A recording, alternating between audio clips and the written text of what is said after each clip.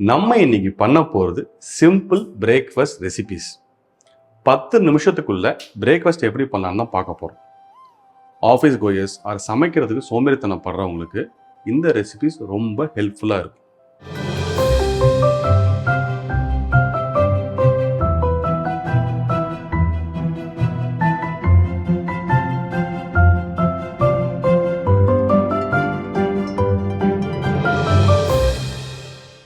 Welcome to என் சமையல் ledger with Vinodkumar. நான் ஏற்கனவே சொன்ன மாதிரி இன்னைக்கு நம்ம பண்ண போகிறது பிரேக்ஃபாஸ்ட் ரெசிபீஸ். நம்ம இன்னைக்கு ஃபர்ஸ்ட் ரெசிபியாக அவல் வச்சு ஒரு பிரேக்ஃபாஸ்ட் பண்ண போகிறோம். இது ரொம்ப சிம்பிள், லெஸ் தேன் 10 மினிட்ஸ் தான் பண்ண போகிறோம். அவலுக்கு ஒரு பெரிய கல்ச்சுரல் சிக்னிஃபிகன்ஸே இருக்குது. மகாபாரதத்தில் இதுக்கு ஒரு இம்பார்ட்டன்ட் ரோல் இருக்குது. நான் ஆச்சரியமாக இருக்கா? கதையை சொல்கிறேன் கேளுங்க. உங்களுக்கு எல்லாருக்கும் குசேலன் தெரியும், கிருஷ்ணரோட சைல்ட்ஹுட் ஃப்ரெண்டு.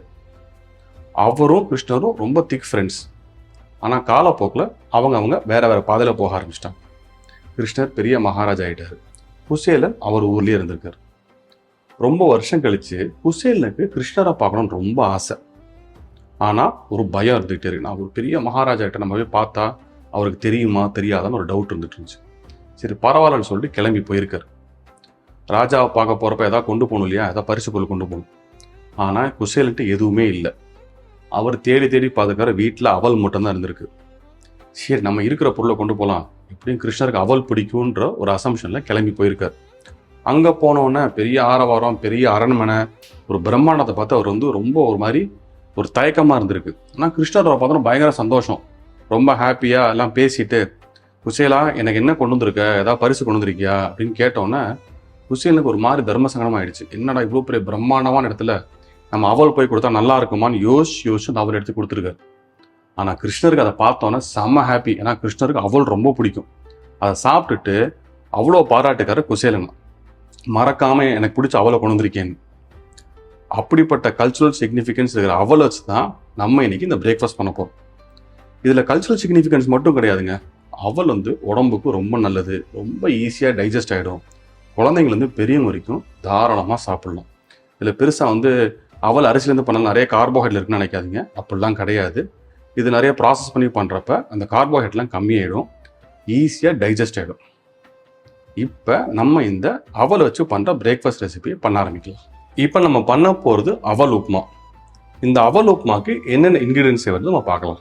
அவல் 1 கப்பு, வெங்காயம், கேரட், வறுத்த வேர்க்கடலை, மாங்காய் துருவுனது, பச்சை கொத்தமல்லி, கருவேப்பிலை, கடுகு, ஜீரகம், கடலெண்ணெய், உப்பு. இப்போ இன்க்ரீடியன்ஸை பார்த்தாச்சு. ஃபஸ்ட்டு வேலையாக இந்த அவல் இருக்கு இல்லையா, இந்த அவல் முதல்ல நல்லா வாஷ் பண்ணிக்க போகிறோம்.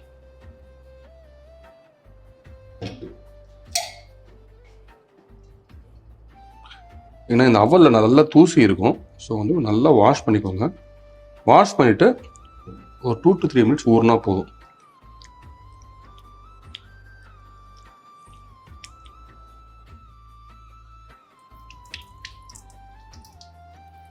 இப்போ இந்த அவல் நான் 2 தடவை வாஷ் பண்ணி எடுத்துட்டேன். இதுவே போதும். கொஞ்சம் கெட்டி அவலாக இருந்தால் ஒரு நிமிஷம் ஊற வச்சா போதும். ரொம்ப ஊற வச்சிடாதீங்க, மாவாயிடும். ஸோ இப்போ உதிராக இருப்பாருங்க. இந்த ஸ்டேஜ் போதும். நான் 2 தடவை கழுவிருக்கேன், அவ்வளோதான். இப்போ நம்ம இந்த அவல் உப்புமா பண்ண ஆரம்பிக்கலாம். நம்ம சொன்ன இன்க்ரீடியன்ஸ்லாம் அசம்பிள் பண்ணணும், அவ்வளோதான். லைட்டாக வதக்கணும், அவ்வளோதான். பேனை சூடு பண்ணிவிட்டு சூடாக வெயிட் பண்ணுங்கள். நம்ம எண்ணெய் ரொம்ப கம்மியாக தான் போட போகிறோம்.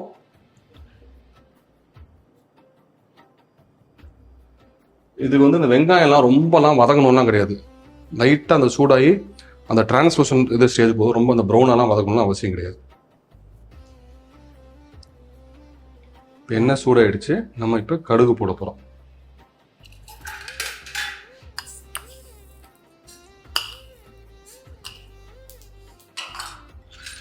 இந்த கடுகு போட்டோன்னே அது பொரிய ஆரம்பிச்சோன்னே கொஞ்சம் ஜீரகம்,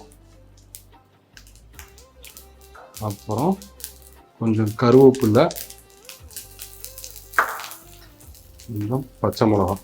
இது எல்லாமே உங்கள் அளவு எவ்வளோ தேவையோ அந்த அளவு சொல்லுங்கள். இதில் குவான்டிட்டி கூட தான் போடணும்லாம் நெசசரி கிடையாது. உங்களுக்கு எவ்வளோ தேவையோ போட்டுக்குவோம். அதுக்கப்புறம் கொஞ்சம் வெங்காயம்,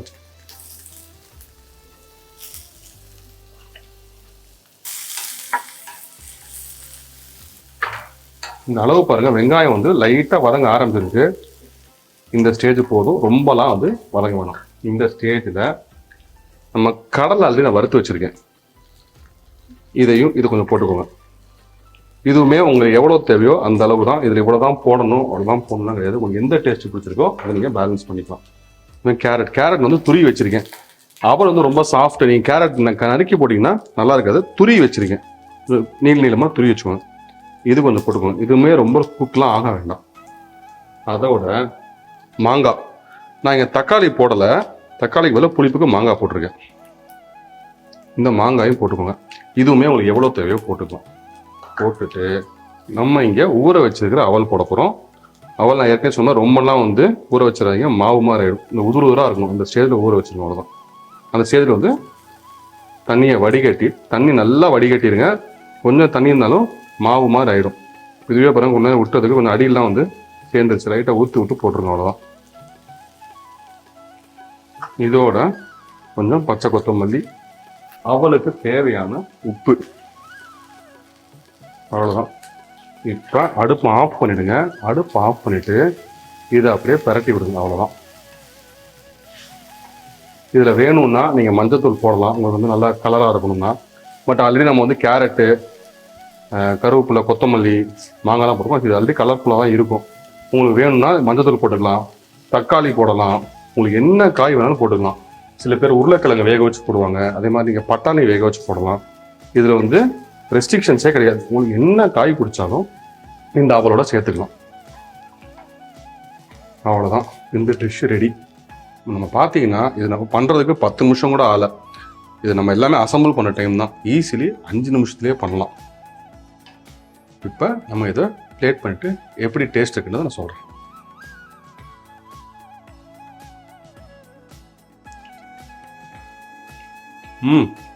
செம்ம டேஸ்ட்டாக இருக்குது. இந்த மாங்காவோட புளிப்பு, கேரட்டோட ஸ்வீட்னஸ்ஸு, இந்த கடலையோட கிரன்ச்சினஸ் இதெல்லாம் வந்து சேர்ந்து இந்த அவலோட வரப்போ செம்ம ஃப்ளேவர்ஃபுல்லாக இருக்கும், ஃபென்டாஸ்டிக்காகவும் இருக்குது.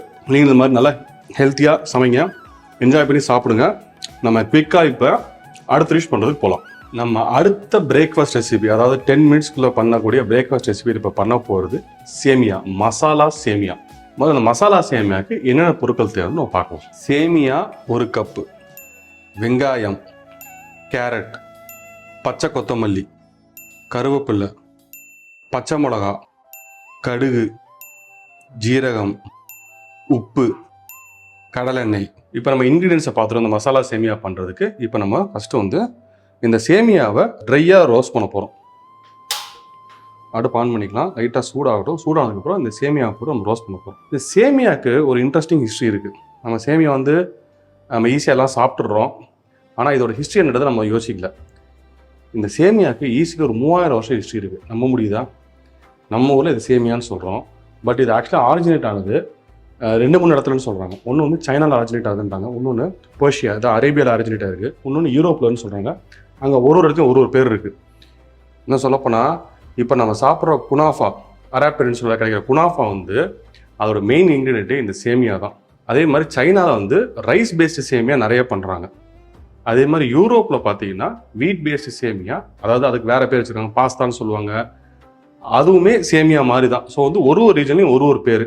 நம்ம இங்கே சேமியான்னு சொல்கிறோம். இது ரொம்ப வெர்ஸ்டைலான டிஷ்ஷு. இது வந்து ஸ்வீட்டும் பண்ணலாம், சேவரியும் பண்ணலாம். இப்போ நம்ம அது மாதிரி சேவரி ஐட்டம் தான், ஒரு உப்புமா மாதிரி பண்ண போகிறோம்.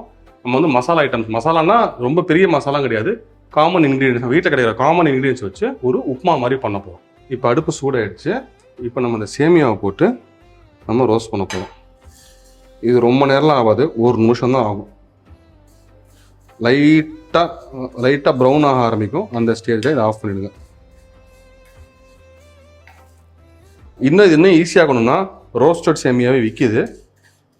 பட் என்ன சம்டைம்ஸ் என்ன ஆகும், நம்ம கடையில் வாங்குறது வந்து அது சரியாக ரோஸ்டாக இருக்காது, உப்புமா பண்ணுறப்ப நொசம் ஆகிடும். ஸோ வந்து நீங்கள் வாங்கினாலுமே லைட்டாக ஒரு 1/2 நிமிஷத்துக்கு 1 நிமிஷம் சும்மா அடுப்பில் போட்டு ரோஸ்ட் பண்ணுங்கள். இதுக்கு ஆயில் இதெல்லாம் எதுவுமே தேவை கிடையாது. இப்போ இது ஆல்மோஸ்ட் ரோஸ்ட் ஆகிடுச்சு. நமக்கு தேவையான பதம் வந்துருச்சு. பார்த்தீங்கன்னா லைட்டாக ப்ரௌன் ஆக ஆரம்பிக்குது பாருங்கள். இங்கே லைட்டாக ப்ரௌன் ஆக ஆரம்பிக்குது. இப்போ இந்த அடுப்பை ஆஃப் பண்ணிக்கோங்க. இது தனியாக எடுத்து வச்சுக்கோங்க. இப்போ நம்ம வந்து இந்த வெங்காயத்தெல்லாம் வதக்க போகிறோம்.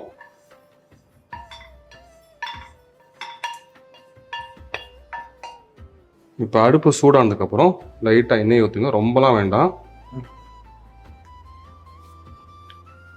எண்ணெய் சூடானா நம்ம வந்து ஃபஸ்ட்டு வந்து கடுகு தாளிச்சுட்டு, கடுகு ஜீரகம் போட்டு தாளிச்சுட்டு வெங்காயம் போடுறோம்.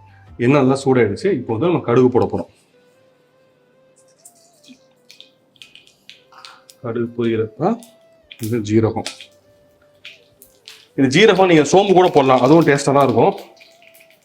பட் ஜீரகம் ஃப்ளேவர் நல்லா தான் இருக்கும். இது ஆனதுக்கப்புறம் கொஞ்சம் பச்சை மிளகா உங்களுக்கு எந்த அளவு காரம் தெரியும் அந்த அளவுக்கு போட்டுக்கோங்க. அப்புறம் கருவேப்பிலை. நான் கருவேப்பிலை நல்லா நறுக்கி வச்சுருக்கேன், அப்போ தான் நல்லா அந்த ஃப்ளேவர்லாம் உள்ளே இறங்கும். இது ஆனதுக்கப்புறம் கொஞ்சம் வெங்காயம். நீங்கள் வேணும்னா இங்கே பூண்டும் சேர்க்கலாம், ஆனால் நான் இங்கே பூண்டு சேர்க்கலை, வெங்காயம் ஃப்ளேவரே போதும். பட் உங்களுக்கு வேணும்னா பூண்டு சேர்க்கலாம். இது கொஞ்சம் வதங்கட்டும், ரொம்பலாம் வதங்க வேணாம், லைட்டாக டிரான்ஸ்லூஷன் வதங்கினா போதும். இப்போ இந்த ஸ்டேஜில் நம்ம இங்கே இந்த சேமியா இருக்கு இல்லையா, இந்த சேமியாவை போட போகிறோம். இந்த சேமியாவை போட்டுட்டு இது லைட்டாக பரட்டி விட்டுருங்க. நான் இப்போ வந்து இந்த கேரட் தக்காளிலாம் இப்போ போட போகிறதில்ல, இது ஆல்மோஸ்ட் நல்லா வெந்ததுக்கு அப்புறம் தான் கேரட் தக்காளி கடைசியாக போடணும். நல்லா சீவி வச்சுருக்கோம். தக்காளி ரொம்ப வந்து பாயில் ஆக வேண்டாம். இதுக்கு வந்து அப்படியே ஒரு கொஞ்சம் ரா ஃப்ளேவராக இருந்தால் நல்லாயிருக்கும். இந்த உப்புமா வேகிறதுக்கு தண்ணி ஒரு 1.5 கப்பு தண்ணி போதும். அப்புறம் வேணும்னா நீங்கள் அட்ஜஸ்ட் பண்ணி ஊற்றிக்கோங்க. அதுக்கப்புறம் இப்போ இந்த தண்ணி ஊற்றுனதுக்கப்புறம் இந்த உப்புமாவுக்கு தேவையான உப்பு போட்டுருங்க.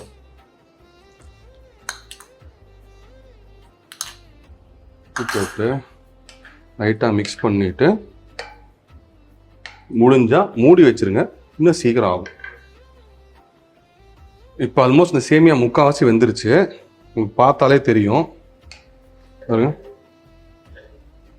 இந்த ஸ்டேஜில் நம்ம இங்கே கேரட்டும் தக்காளியும் போட போகிறோம்.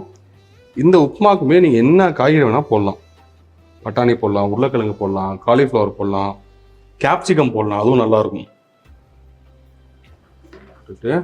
கொஞ்சம் தக்காளி,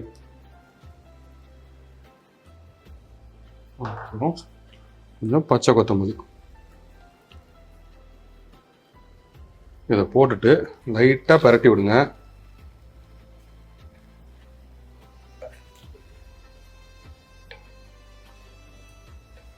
பரட்டி விட்டுட்டு கொஞ்ச நேரம் சிம்மில் வச்சுட்டு இதை மூடி வச்சிருங்க.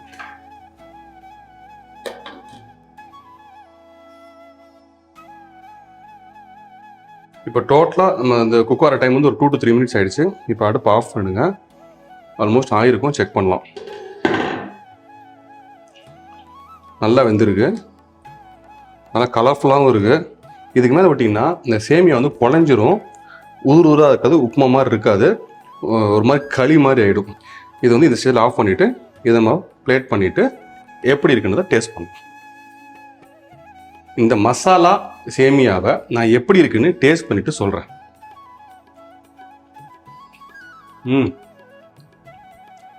சேமியா பெர்ஃபெக்டாக குக் ஆகிருக்கு.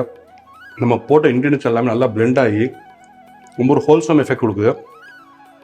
செம டேஸ்டியாக இருக்குது. இதே மாதிரி நீங்களும் ஹெல்த்தியாக சமைங்க, ஹாப்பியாக சாப்பிடுங்க. நம்ம அடுத்த பிரேக்ஃபாஸ்ட் ரெசிபியை வந்து நெக்ஸ்ட் வீடியோவில் பார்க்கலாம்.